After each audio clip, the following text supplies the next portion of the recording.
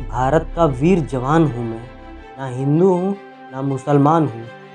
जख्मों से भरा सीना है, दुश्मनों के लिए चट्टान हूँ मैं, क्योंकि भारत का वीर जवान हूँ मैं। सन 1962 की जंग में जैसे ही हम चाइना से हार गए थे, तो पाकिस्तान ये मान बैठा था कि अब भारत को हराना आसान है। उस समय हथियारों के मामले में पाकिस्तान काफ़ी तेज पड़ रहा था। असल में पाकिस्तान ने अमेरिका से बहुत सारे पैटर्न टैंक खरीद रखे थे, जो अब तक युद्ध में अपराजय माने जाते थे, जिसकी चर्चा पूरी दुनिया में थी। पाकिस्तान ने 1965 के युद्ध की तैयारी 1962 से ही शुरू कर दी थी। एक तरफ पाकिस्तान जम्मू कश्मीर में घुसपैठ करवा रहा था, तो दूसरी तरफ पंजाब प्रांत में वो हमले को अंजाम दे रहा था। पाकिस्तान ने 1965 में एक बार फिर जंग छेड़ दी। यह युद्ध भारत के एक परमवीर की जाबाजी के लिए इतिहास के पन्नों में दर्ज हो गया। जी हाँ, वह वीर सैनिक जिसने जीप पर बैठकर पाकिस्तान के 1-2 नहीं पूरे 8 पैटर्न टैंकों को बर्बाद कर दिया। उसका नाम है वीर अब्दुल हमीद। हमीद की वीरता की मिसाल इसलिए भी दी जाती है क्योंकि उस वक्त पैटर्न टैंकों को अजेय माना जाता था। अब्दुल हमीद ने मैदान जंग में पाक के पैटर्न टैंकों की कब्रगाह बना दी। युद्ध क्षेत्र में ही 10 सितंबर 1965 को अब्दुल हमीद शहीद हुए, लेकिन तब तक वह अप्रतिम शौर्य की अविस्मरणीय दास्तान लिख चुके थे। इससे पहले कि अब्दुल हमीद की जाबाजी का किस्सा याद करें, आइए उनके निजी जीवन के बारे में जानते हैं। उत्तर प्रदेश के गाजीपुर जिले के धरमपुर गांव में 1 जुलाई 1935 को हमीद का जन्म हुआ था।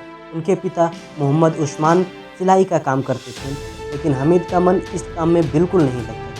उनकी दिलचस्पी लाठी चलाना, कुश्ती का अभ्यास करना, नदी पार करना, गुलेल से निशाना लगाना जैसी चीज़ों में थी। इसके साथ ही वह सबकी मदद बढ़ चढ़ कर करते थे।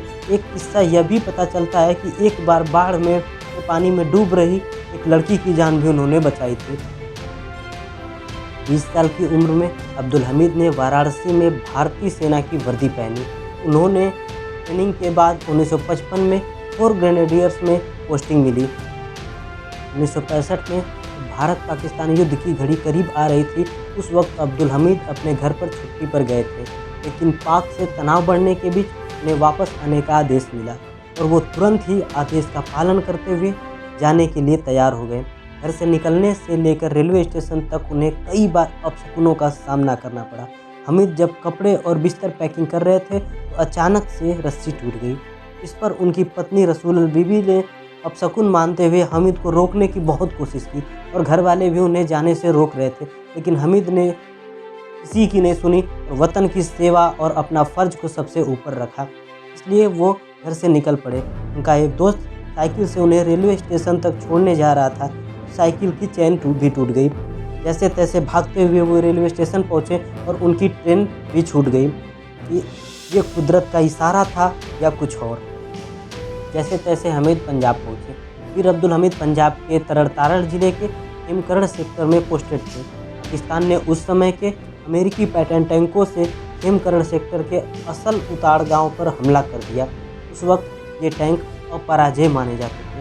रिपोर्टर्स के मुताबिक अब्दुल हमीद की जीप 8 सितंबर 1965 को सुबह 9 बजे सीमा गांव के बाहर इलाके में गन्ने के खेतों से गुजर रही थी। वह जीप के ड्राइवर के बगल वाली सीट पर बैठे थे। उन्हें दूर से टैंक के आने की आवाज़ सुनाई पड़ी।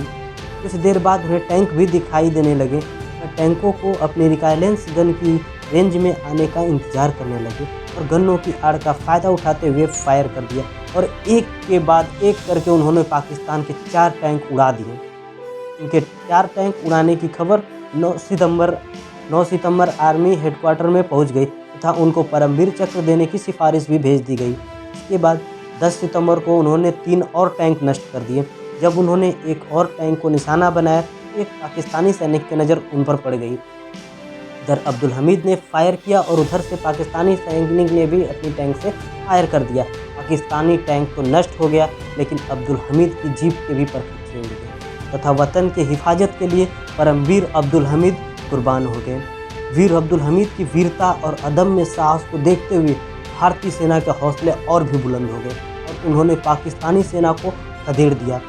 अब्दुल हमीद को उनके अदम्य साहस और वीरता के लिए मरणोपरांत परमवीर चक्र से सम्मानित किया गया तथा 28 जनवरी सन 2000 को भारतीय डाक विभाग ने वीरता पुरस्कार विजेताओं के सम्मान में 5 डाक टिकटों के सेट में 3 रुपये का एक डाक टिकट जारी किया। इस डाक टिकट पर रिकाइलेंस राइफल से गोली चलाते हुए जीप पर सवार वीर अब्दुल हमीद की तस्वीर बनी हुई थी।